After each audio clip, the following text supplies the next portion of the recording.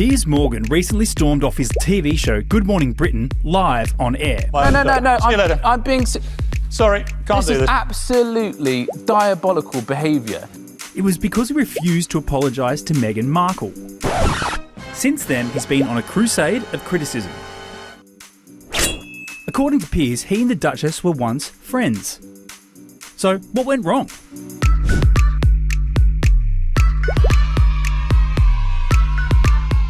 Piers said that an article written by Meghan about her experience with racism was brilliant. Then in July, Piers Morgan tags Meghan Markle in a tweet announcing that they had met in real life. Now, quick side note, it was also in July 2016 that Prince Harry and Meghan Markle started dating. Then, in October 2016, news breaks that Harry and Meghan have been in a relationship for a few months. In November, Morgan tweeted at Markle asking about suits and ended the tweet with a crown emoji. 1 week later, Prince Harry released a statement confirming their relationship. And at the same time, he called out the wave of abuse and harassment directed at her.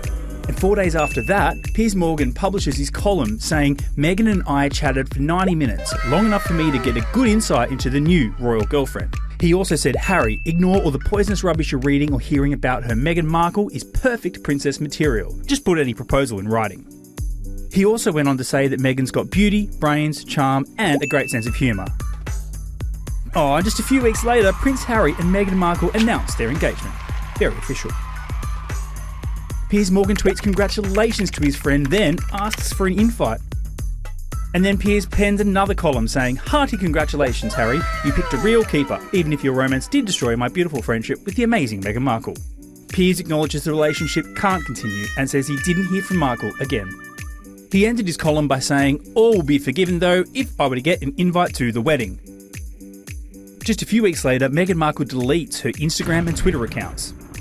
Then, on May 19, Prince Harry and Meghan Markle tie the knot at Windsor Castle. Aww. Piers Morgan is not among the invited guests. Then Piers Morgan appeared on an Irish TV show and retold his story about meeting Meghan. We had 2 hours in the pub. She had a couple of dirty martinis and a couple of pints. We got on brilliantly. And then I put her in a cab, and it turned out to be a cab that took her to a party where she met Prince Harry. And then the next night they had a solo dinner together, and that was the last I ever heard from Meghan Markle. And I have never heard from her again. So what happened? She ghosted me, Ryan. Meghan Markle ghosted me. Look, I really liked her. This is why it hurts. No, I really liked her. I just think she's a slight social climber, I'm afraid. What is your message to her and to Prince Harry, if they're watching? Well, I love you very much. You're my daughter, and I'd really like to hear from you. Whatever differences or problems we had, that we should be able to work them out. We're family. So please reach out to me. In January 2020, Meghan Markle and Prince Harry announced they are stepping down as senior members of the royal family. Controversy. Piers reacts by labelling Meghan Markle a, quote, selfish social climber who plays a despicable race card, end quote. On January 16, Piers Morgan posts a screenshot of the first time Meghan Markle DM'd him on Twitter. Then on Valentine's Day 2020, he posts this. His accusations and criticism of Markle continued throughout 2020 and into 2021.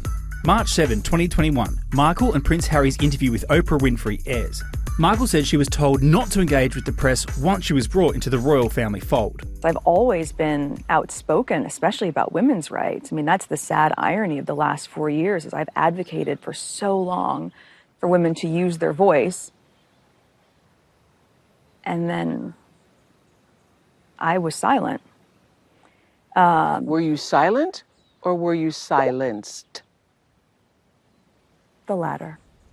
The next day, Morgan accuses Markle of lying about her mental health. I'm sorry, I don't believe a word she says, Meghan Markle. Well, that's a I wouldn't believe it if she read me a weather report. And the fact that she's fired up this onslaught against our royal family, I think is contemptible. Yet you continue to trash her. OK, I'm done with this. No. Sorry, no. Sorry. Do you know what? That's pathetic. You can trash me, maybe not my own. No. See you later. I'm being... Sorry, can't do this. This is absolutely diabolical behaviour. It was to be his last show after nearly 60,000 people complained about his behaviour, including Meghan Markle. Morgan was asked by his bosses to apologise to Markle. He refused and then quit. Since then, he's been on a crusade of criticism. I would say to Meghan Markle, look, if you hate the royal family that much, why do you keep your royal titles? Why do you keep calling yourselves the Duke and Duchess of Sussex? Why? Why would you do that if it's not just to make millions and millions of dollars